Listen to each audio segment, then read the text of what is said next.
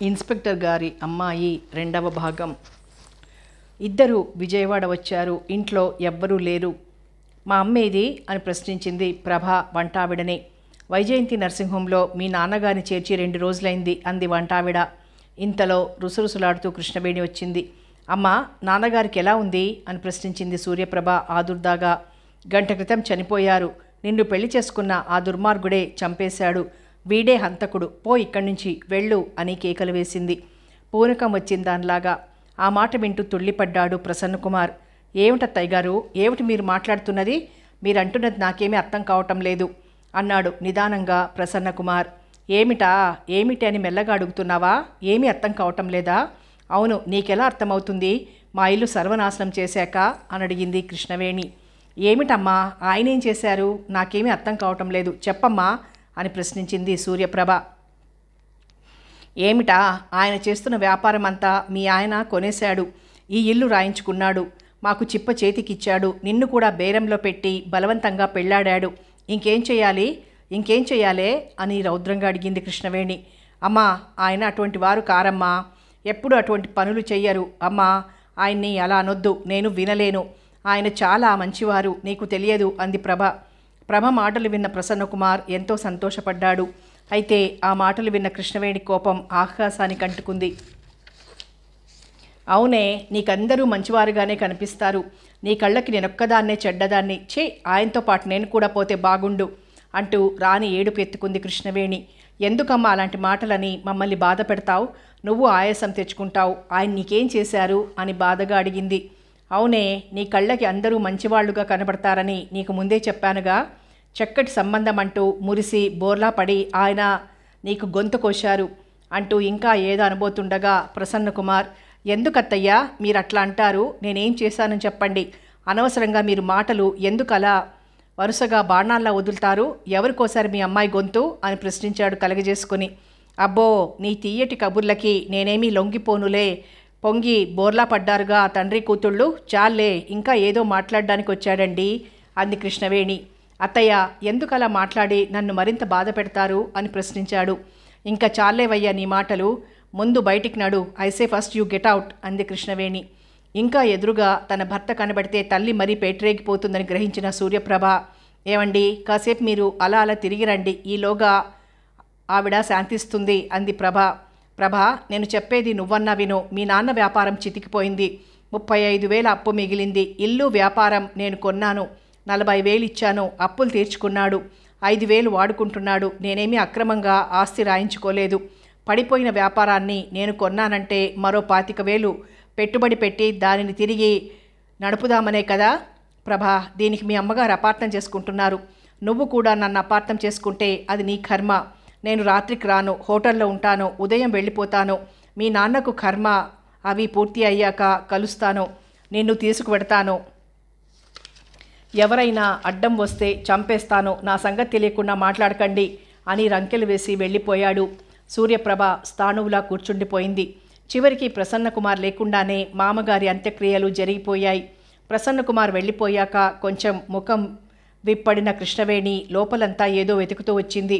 వస్తూ తన కొతి రాలేదు. చేతిలో ఏవో కొన్ని పేపర్లు, ఒక చిన్న పుస్తకం తీసుకొని మరీ వచ్చింది. వచ్చి అవి ప్రభ చేతిలో పెట్టింది. ప్రభా, ఇవి మీ కాగితాలు, చూడు, నీకే తెలుస్తుంది. ఇది మీ నాన్నగారి డైరీ, ఇది కూడా చూడు అంటూ ప్రభ చేతిలో పెట్టింది. కాగితాలు పరిశీలించింది, డైరీ చదివింది. అవి ఎన్నిసార్లు చదివిందో ఆమెకే తెలియదు. అవన్నీ చదివి ఆలోచించింది. చివరికి మళ్ళీ ఆ డైరీ చదివింది. ఇక డైరీ చదివేటప్పటికీ ఆమె నమ్మక తప్పలేదు. అయితే తన భర్త ప్రసన్నకుమార్ తన తల్లిని తండ్రిని గంగా స్నానం చేయించాడన్నమాట. ఆ రోజు రాత్రి ప్రభ భోజనం చేసి పడుకుంది. పడుకున్నదన్న మాటే గాని నిద్ర రావటం లేదు. ఆలోచనలు ఈగల్లా ముసురుతున్నాయి. తన భర్త చెప్పింది నమ్మడమా, లేక తల్లి చూపించిన డైరీని నమ్మడమా? ఏది నమ్మాలి? భర్త అట్లా చేశాడంటే నమ్మబుద్ధి కావటం లేదు ఇప్పటికీ కూడా. కానీ నమ్మక తప్పదు. కారణం తల్లి చూపించిన తండ్రి డైరీ. తమ కుటుంబాన్ని తన భర్త ప్రసన్నకుమార్ సర్వనాశనం చేశాడు కనుకే తండ్రి అంత ఆవేదనగా రాసుకున్నాడు డైరీలో, ఎవ్వరికీ చెప్పుకోలేక. అయితే తన భర్త అందరి మగవాళ్లలాగా మోసగాడన్నమాట.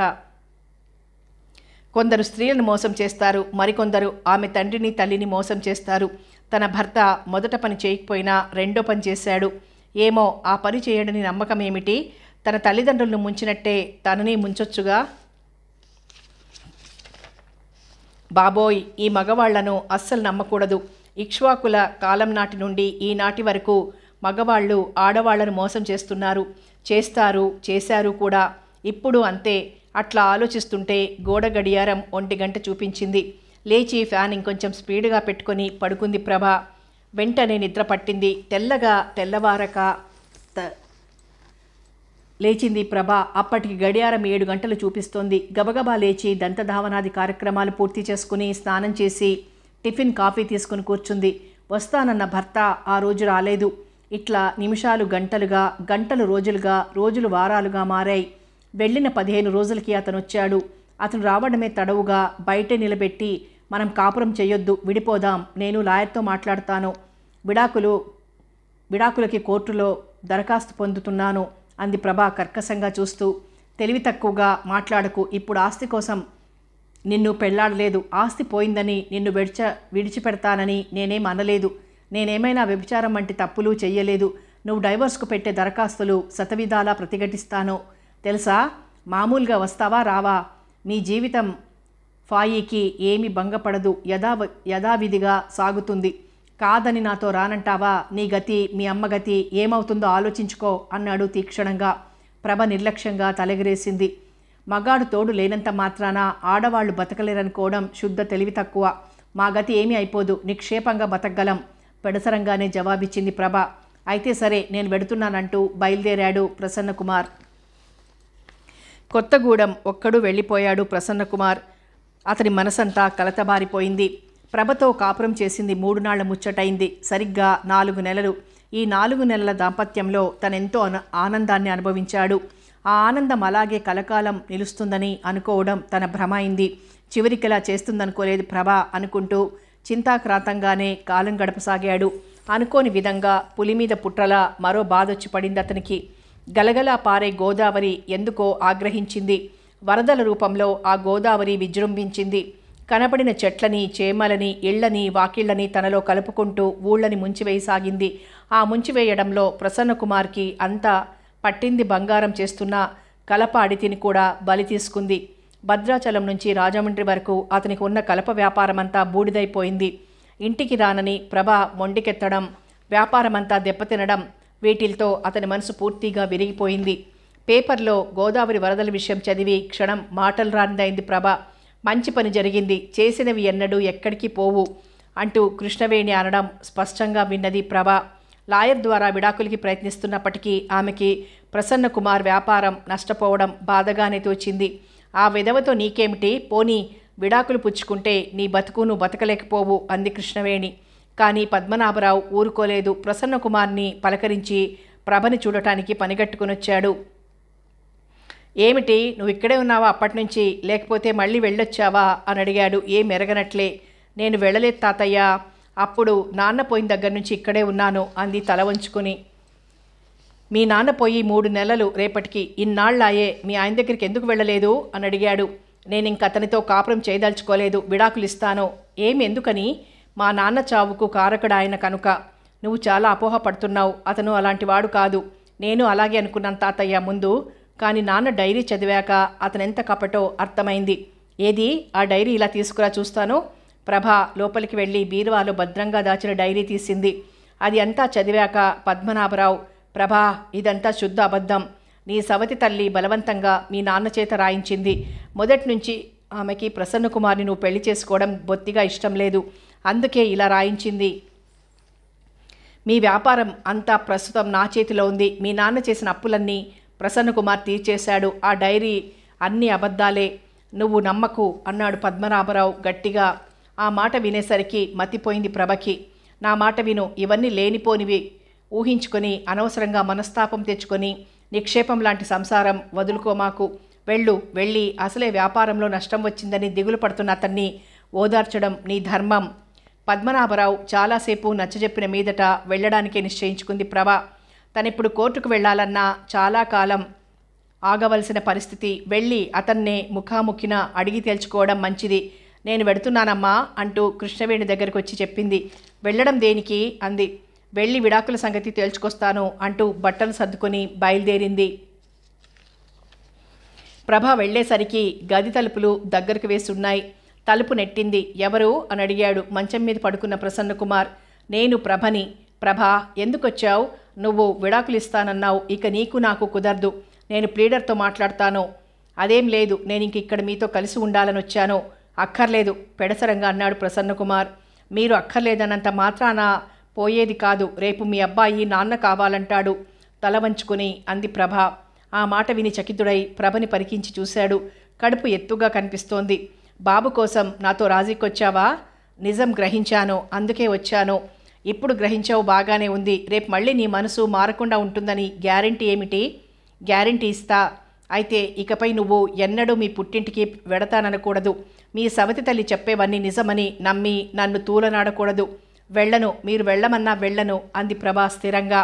అయితే సరే, మనం కలిసిపోయినట్టే అంటూ భార్యను దగ్గర తీసుకున్నాడు ప్రసన్నకుమార్.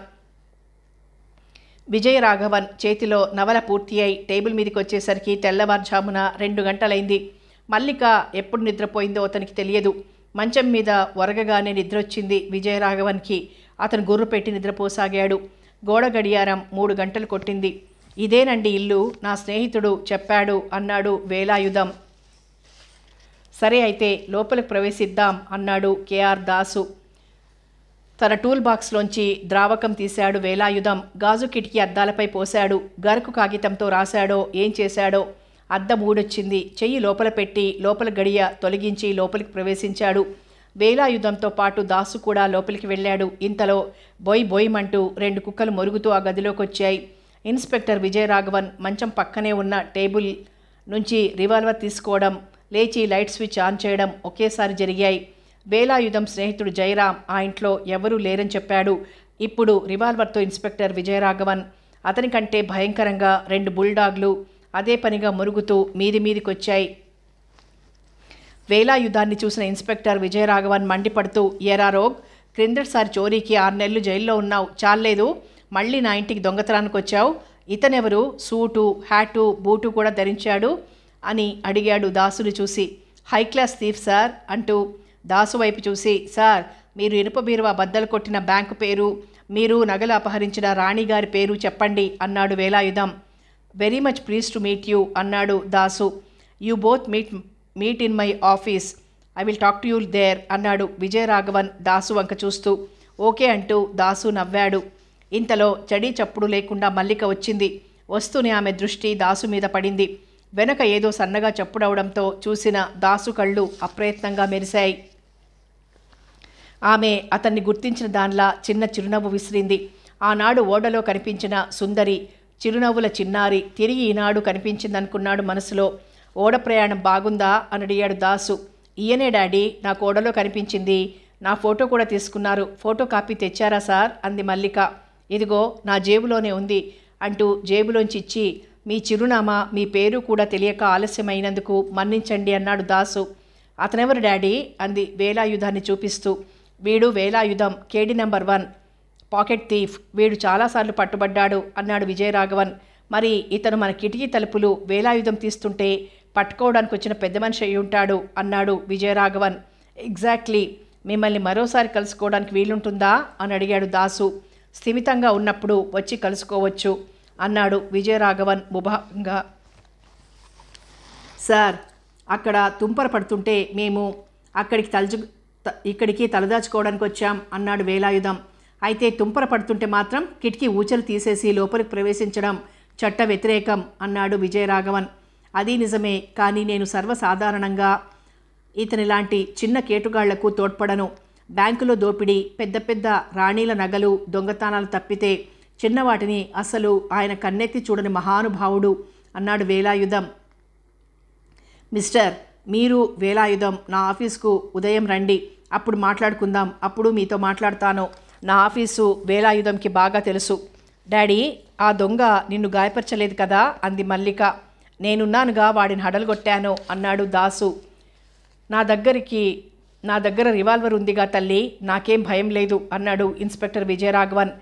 మీ తలుపు మీద ఇంటూ మార్క్ వేసి నా పేరులోని మొదటి అక్షరం రాయడానికి అనుమతిస్తారా? పేరులోని మొదటి అక్షరం రాయడం మీకు సమ్మతం కాకపోతే ఇంటూ గుర్తు పెడతాను. అలా మార్కు పెడితే రేపు మధ్యాహ్నం ఫ్రీగా లంచ్ వస్తుంది అన్నాడు కేఆర్ దాస్. అవేం కుదరవు, ముందు గెట్అవుట్, ఆ తర్వాత నా ఆఫీస్కి రండి, తలుపుల మీద రాయడం గీయడం నై అన్నాడు ఇన్స్పెక్టర్ విజయరాఘవన్. తర్వాత కూతురు మల్లిక వైపు తిరిగి, అమ్మా ఈయన తలుపు తీసి బయటకు పంపి తలుపేసిరా అన్నాడు.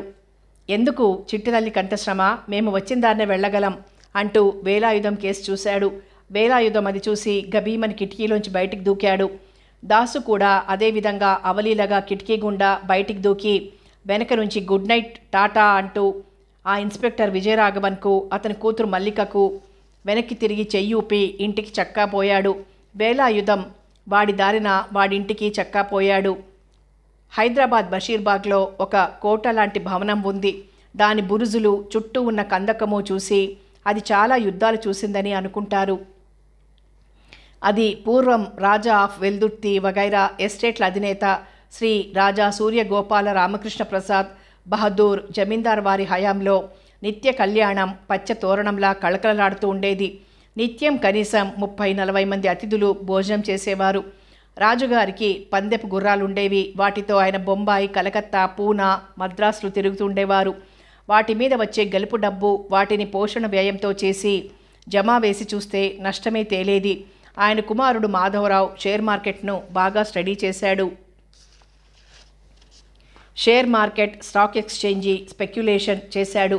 ఒకరోజు ఉదయానికి లక్షాధికారి, మరునాటి ఉదయానికి భిక్షాధికారిగా మారుతూ ఉండేవాడు. కుటుంబం తరంలో 7వ తరంవాడు శ్రీ రాజా ప్రదీప సింహకుమార్, వెంకట విజయ సూర్యనారాయణ ప్రసాద్ బహదూర్ జమీందార్. ఆయన మిత్రులు ఇంత పేరు ఉచ్చరించలేక, జ్ఞాపకం పెట్టుకోలేక రాజాసాబ్ అని పిలిచేవారు. ఆయన గారు అధికారంలోకి వచ్చేసరికి ఖజానాలో ₹1 4 గణాలు మాత్రమే ఉన్నాయి. అయితే రాజాగారి దర్జాకు లోటు లేదు. ఎప్పుడూ టెరికాటన్, పోలియస్టర్ సూట్లు ధరించేవాడు. దానికి ఎక్కడి నుంచి డబ్బు వస్తుందని మీరు సందేహించగలరు. ఆయనకు గోవర్ధన్ రావు అనే దూరపు బంధువు ఉండేవాడు.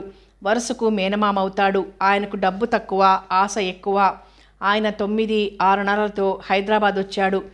బై హుక్ ఆర్ క్రుక్ డబ్బు సంపాదించాలనుకున్నాడు. సెకండ్ హ్యాండ్ పుస్తకాలు, వస్తువులు, వేస్ట్ పేపర్లు అమ్మేవాడు. ముందు ఏజెంట్గా, బ్రోకర్గా కమిషన్ తీసుకున్నా ఆ తర్వాత స్వతంత్రంగా నడిపి పైసా పైసా కూడబెట్టి గోవర్ధన్ డిపార్ట్మెంటల్ స్టోర్స్ పెట్టాడు. లక్షలు సంపాదించాడు. అందరితోనూ నేను ఈ ఊరికి ఏమీ లేకుండా వచ్చాను, కష్టపడ్డాను, లక్షలు గడించానని తానే చెప్పుకోసాగాడు. రాజాసాబ్ని చూడ్డానికి ఎస్టేట్లో ఏమాత్రం ఉందో చూడ్డానికి వచ్చింది రామానుజమ్మ. ఆమెను చూడగానే గోవర్ధన్ రావు లవ్లో పడ్డాడు. ఆమె కొంగు పట్టుకొని కూడా తిరిగాడు. నా స్టోర్స్కు మేనేజింగ్ డైరెక్టరు నువ్వే అన్నాడు. ఆమెను ఎలాగైతే ఏం ఒప్పించాడు, పెళ్లి చేసుకున్నాడు కూడా.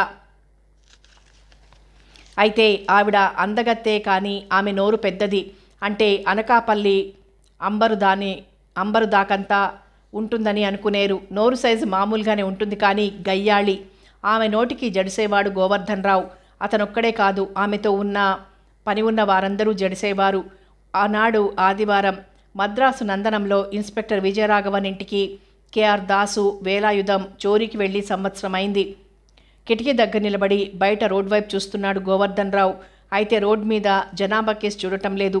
భార్య నోరు విప్పింది అంటే తాళం తీసింది. ఫుల్ స్టాపు, కామాలు, క్వశ్చన్ మార్కులు లేకుండా మాట్లాడేస్తుంది. మన ఇంట్లో ఇప్పుడు 50-60 మంది దాకా కొత్త బంధుమిత్రులున్నారు. వీరిలో దొరలెందరో, దొంగలెందరో. ఎందుకైనా మంచిది, బాబు పెళ్లి తంతు పూర్తి అయ్యే వరకు ఒక ప్రైవేట్ డిటెక్టివ్ మన ఇంట్లో మసులుతుండడం క్షేమం కదా అన్నాడు గోవర్ధన్ రావు. అర్థం పర్థం లేకుండా మాట్లాడకండి. పెళ్లికొచ్చే వాళ్ళంతా దొంగలంటే విన్నవాళ్ళు కూడా నవ్వుతారు, ఊరుకోండి అంది రామానుజమ్మ. ఊరుకోక ఊరేసుకోవడం లేదనుకో, నీ నెక్లెస్ 1,00,000 చేస్తుందయ్యే. రాజాసాబ్ ఎవరో మిత్రులను ఆహ్వానించాడట. వాళ్ళెవరో, ఎలాంటి వాళ్ళో, ఇంకా ఎవరిని పిలిచాడు? ఇప్పుడు 22 వాడైనాడుగా, యవ్వనంలో పడ్డాడు. నేను చెప్పిన అమ్మాయికి 1,00,000 కట్నం ఇస్తానన్నారు. మరేమో వాడెవరో అమ్మాయిని లవ్ చేశాడట. ఆ పిల్లని తప్ప మరెవరిని పెళ్లి చేసుకోడట. మరి వాడంటున్నాడు, గోవర్ధన డిపార్ట్మెంటల్ స్టోర్స్ మేనేజింగ్ డైరెక్టర్గా నేను వాడికి నచ్చ చెబుతానుగా అంది రామానుజమ్మ. ఇంతలో టెలిఫోన్ గణగణా మోగింది.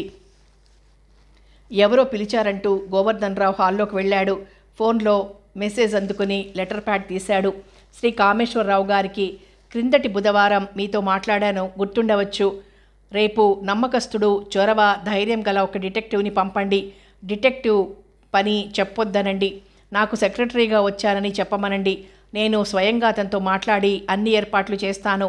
బస, భోజనం మాతోనే, మా భవనంలోనే చేస్తాడు.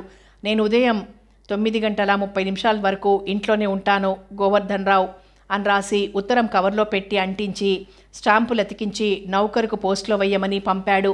అప్పటికి గోవర్ధన్ రావు మనస్సు కుదుట పడింది. విజయవాడలోని సౌండ్స్ డిటెక్టివ్ ఏజెన్సీకి ప్రైవేట్ డిటెక్టివ్ని పంపమని రాసిన రోజు రాత్రి రిడ్జ్ హోటల్లో కూర్చొని టిఫిన్ పూర్తి చేసి సిగరెట్ అంటించి కాఫీ తాగుతున్నాడు కేఆర్ దాసు. ఆ రోజు రాత్రి వేలాయుధంతో కలిసి దొంగతనానికి కూడా వెళ్ళిన దాసు మలేషియా నుంచి తిరిగొస్తూ ఓడలో కలుసుకున్న సుందరిని చూసి మతిపోగొట్టుకున్న తర్వాత ఆమె పేరు తెలుసుకోవడానికి ప్రయత్నించాడు. విఫలుడైనాడు. ఆ ఇల్లు గుర్తిద్దామని వెళ్ళాడు. నందనంలో అన్ని బంగళాలు ఇంచుమించుగా ఒకే మాదిరిగానే ఉన్నాయి. ఆ రమణీమణి ఏ ఇంటనున్నదో గుర్తు తెలియలేదు. కిటికీ అద్దాలు వేలాయుధం లాగేశాడు. అద్దాలు లేని కిటికీతో ఏ బంగళా అయినా కనిపిస్తుందేమోనని వెతికాడు. కానీ మరునాడే ఇన్స్పెక్టర్ విజయరాఘవన్ తన కార్పెంటర్ను పిలిచి అద్దాలు సరిగ్గా అమరించుకున్నాడు. పోనీ వేలాయుధం కనిపిస్తాడేమోనని కాళ్ళు అరిగిపోయేటట్లు తిరిగాడు. లాభం లేకపోయింది. ఒకవేళ ఆ పిల్ల కనిపించినా లేక ఆమె తండ్రి విజయరాఘవన్ కనపడినా కానీ లాభం లేదు. కారణం ఆ రోజు తను కోసిన సొరకాయ కోతలు. వేలాయుధం పునశ్చరణ చేయడంతో వారి దృష్టిలో తాను ఒక బడా చోరుగా స్థిరపడిపోయాడు. అటువంటి సమయంలో తాను వెళ్ళి, హలో సార్, మీ డాటర్ని నాకు ఇచ్చి మ్యారేజ్ చేయవలసిందిగా విధేయతలతో ప్రార్థిస్తున్నానంటూ ఓ దరఖాస్తు ఫారం పంపితే ఈ ఆలోచన బాగానే ఉంది. కానీ ఏ ఎంప్లాయ్మెంట్ ఎక్స్చేంజి ఇది పంపలేదు గనక అథెంటిక్ కాదని, నమ్మబుల్ కాదని, లేకపోతే జెన్యూన్ అని ఏ గెజిటెడ్ ఆఫీసర్ గారు సంతకం చేయలేదని, కనీసం ఏ మహిళా సమాజమో ఆ దరఖాస్తు వెనక పాపం ప్రేమ కావలసిన వాడు తప్పిస్తున్న మాట నిజమేనని ఎండార్స్ చేయలేదని తిరస్కరించవచ్చు. క్షణక్షణం హృదయాన్ని ప్రేమాయణ సంజనితమైన ఆరాటం దహిస్తోంది. ఈ దహనకాండలో పడి తన మనస్సే కాదు, శుష్కించిపోతున్న శరీరం కూడా కాలిపోతోంది. పెనం మీద వేసి తీయడం ఆలస్యం కావడంతో మాడిపోయిన చపాతీ వలె కాలిపోతోంది. తీర్థయాత్రలు చేస్తే ఈ ఆరాటం తగ్గుతుందేమోననుకున్నాడు. కాశ్మీర్ నుంచి కన్యాకుమారి వరకు గల పుణ్యక్షేత్రాలు, పవిత్ర నదుల జాబితా తయారు చేసుకున్నాడు. ముందు శ్రీనగర్ జీలం నదిలో మునిగాడు. ఆ తర్వాత డాల్ సరస్సులో షికార్లు చేశాడు. అక్కడి ఉద్యానవనాలు అన్నీ చూశాడు. ఆ తర్వాత ఢిల్లీ వచ్చాడు.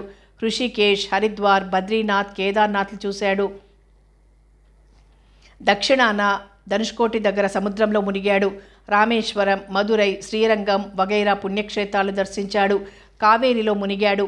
ఎన్ని నదుల్లో స్నానం చేసినా కానీ కేఆర్ దాస్ హృదయంలో చెలరేగుతున్న పెను తుఫాను తగ్గలేదు. ఎందరు దేవుళ్లను చూసినా అతని ఆత్మకు శాంతి కలగలేదు. రోజులో అర్ధరాత్రి, అపరాత్రి అనక ఎవరు వచ్చి ఏమడిగినా ఎంతో కొంత ఇచ్చేవాడు. ఇతను లేకపోవడంతో మద్రాసులో నిత్యం డబ్బు అవసరమయ్యే పేద జనాభాలో కొందరు ఏదో వస్తువు పోగొట్టుకున్న వాళ్ళల్లా తయారయ్యారు.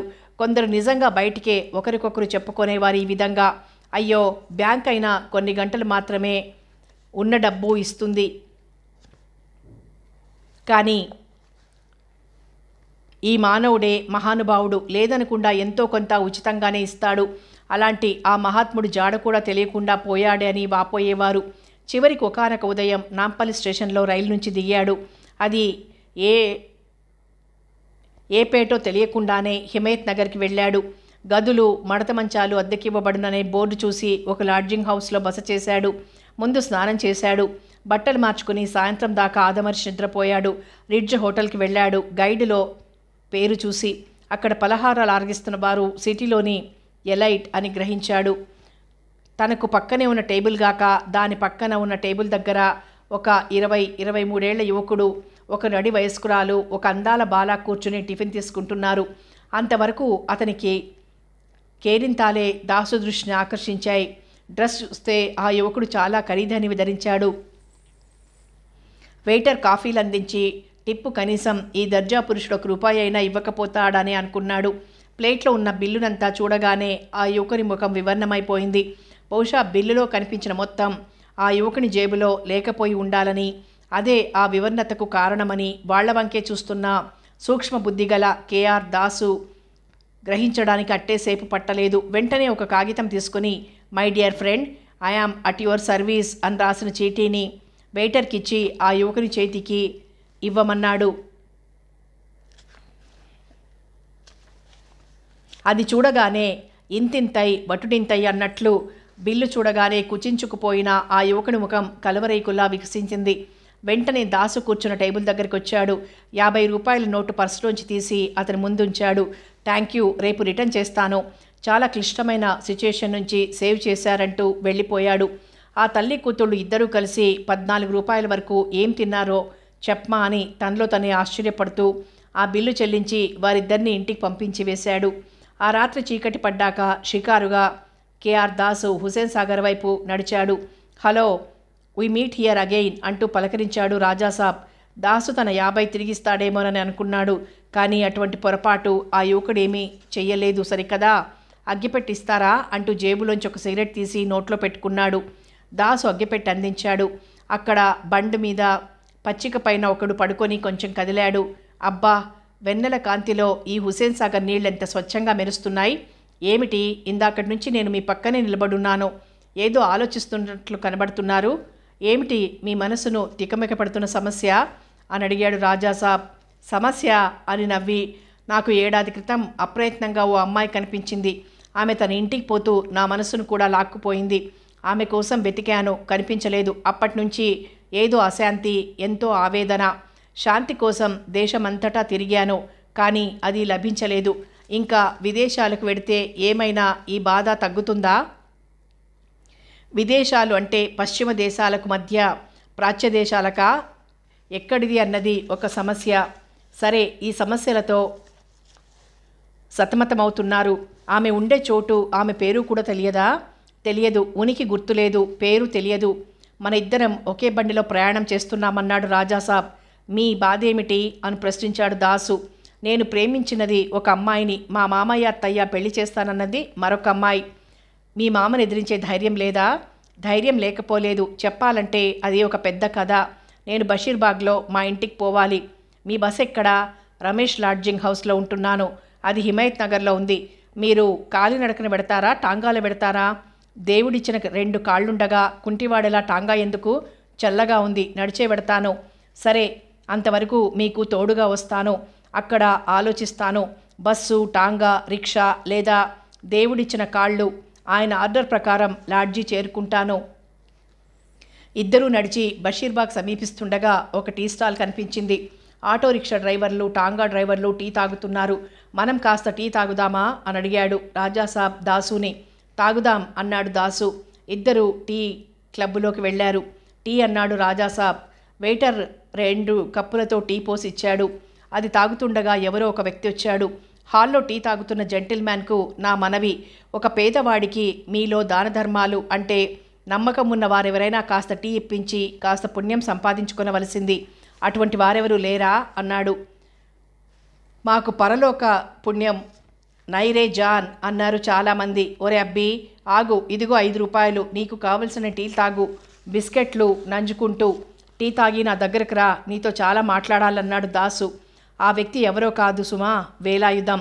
అంతే గబగబా వచ్చి 5 రూపాయలు తీసుకుని ఖాళీగా ఉన్న పక్క టేబుల్ దగ్గర కూర్చొని సర్వర్ రావడంతో తనకు కావలసిన కేకు, బిస్కెట్లు, టీ లిస్టు చెప్పాడు.